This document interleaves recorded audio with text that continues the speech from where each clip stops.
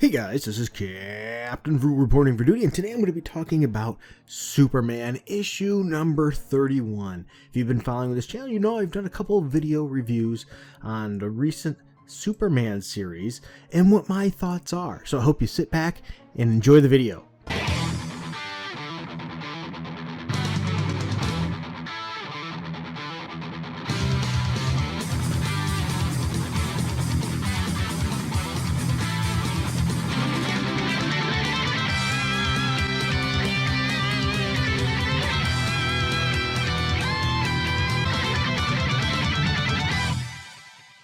Alright guys, so Superman issue number 31. Looking right at the cover, I'm going to say I really like this issue's cover. This just, I don't know, it has action, father and son togetherness, it shows peril, the focal point being a one-point perspective, right coming out of the center, and everything coming at them, at the heroes, is just really well. I really like this cover. If I was to go into a comic shop and I was just randomly picking out issues based on the cover, I will say this would definitely be in the running. This would be one that I would consider getting. Now this issue is by Philip Kennedy Johnson, which is the writer, and if you haven't heard my thoughts about the writer in the previous reviews, well, so far I think this is an interesting story arc. Not the coolest story arc, but you know, you got Superman and his son. That's one of the good things I like, when they have them together in outer space, out of the Earth element, if you will, and dealing with aliens.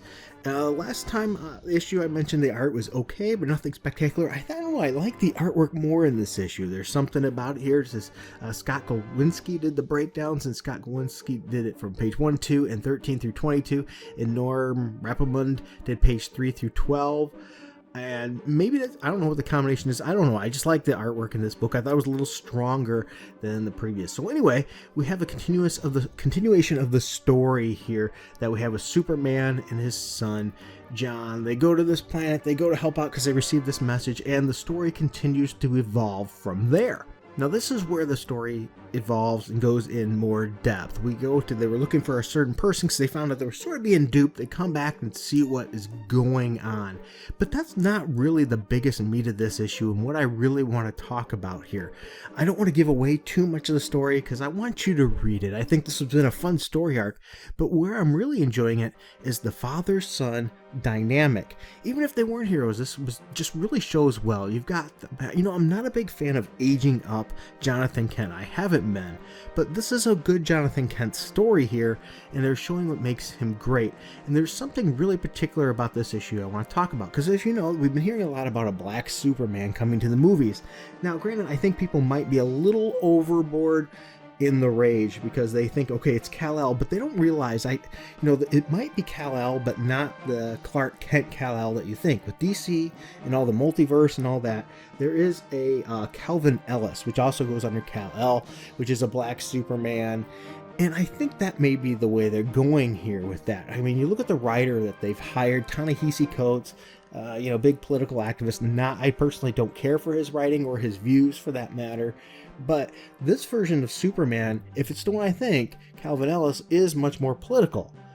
And so having a political writer makes a little more sense, though I'm not saying it's still something I want to see. I'm not really into that much, but it's still, hey, we still might have Henry Cavill for our Superman. So this might be multiverse Superman, which, could open up a lot of new storylines and pathways and creative things for the DCU, which, man, they need every bit of help they can. Well, anyway, back to the comic, we see this good relationship between father and son. We see the son do something with his heat vision that the father never has, and it's really cool that dad's like, hey, check this out. What did you do there? And it's like, props, man, respect to him. It just reminds me of my time with my son. If we play a game or do something together, he has a different perspective on things and how to do things, and sometimes he'll do something different than me, and it's like, hey, I didn't think about that. That's really cool.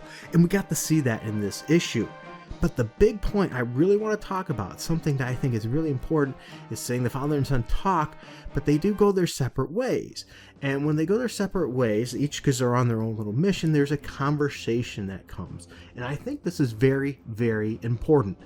Jonathan Kent is flying this character to get some parts, and while they're having a discussion, and they realize they have a lot in common. They both have the same father-son dynamic issue, and as they're discussing that, Jonathan opens up on how he relates and sees some issues.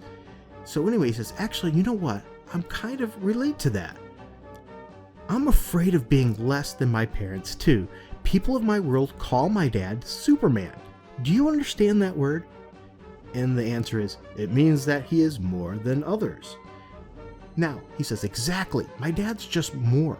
Kinder, smarter, stronger, always knows what to do by definition. He's the best of us. That's what it means to be him.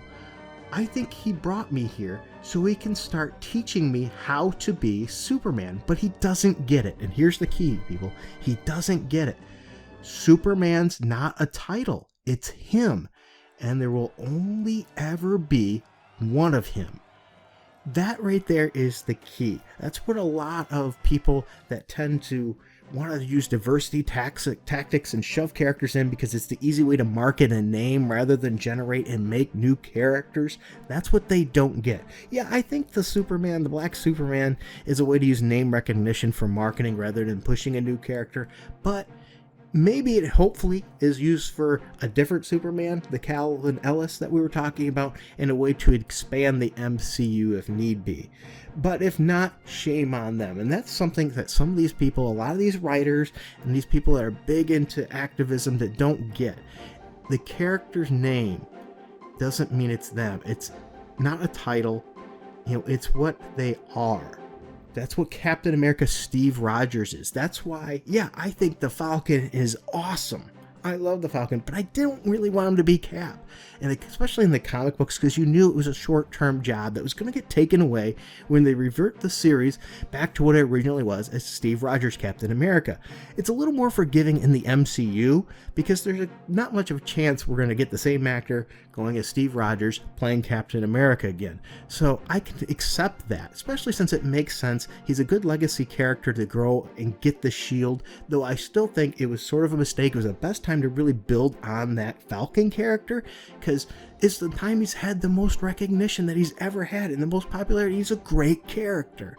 Once again, we had the same thing with Superman. Hopefully DC doesn't make the mistake and push Superman aside, trying to play politics and race baiting or whatever it may be and causing a stir to generate more interest when they could be generating more interest by building on the characters they already have and making us like them and want them even more. They have a lot of characters that are minority characters that they could be giving more attention to. Hopefully that's the case. And this comic nails it. I'm not going to tell you any more about this comic because I think it's an interesting story and I hope that you check it out. But as you see here, I think it really shows that the writer understands Superman in this and his importance and the dynamic of family. Well, there you go, guys. I hope you enjoyed this video. Please be sure to hit like and subscribe. And if you don't mind, hit that notification bell. Help share this. This channel's slowly been growing. It's been getting a couple ticks here and there, which is wonderful. We need all the help we can get. And without these wonderful people on Patreon, this channel would not be possible. So say thank you to them. If you find yourself in a position to too, feel free to help out. I do Patreon only special messages and videos that you get only if you're a Patreon member. So until next time, keep it frugal.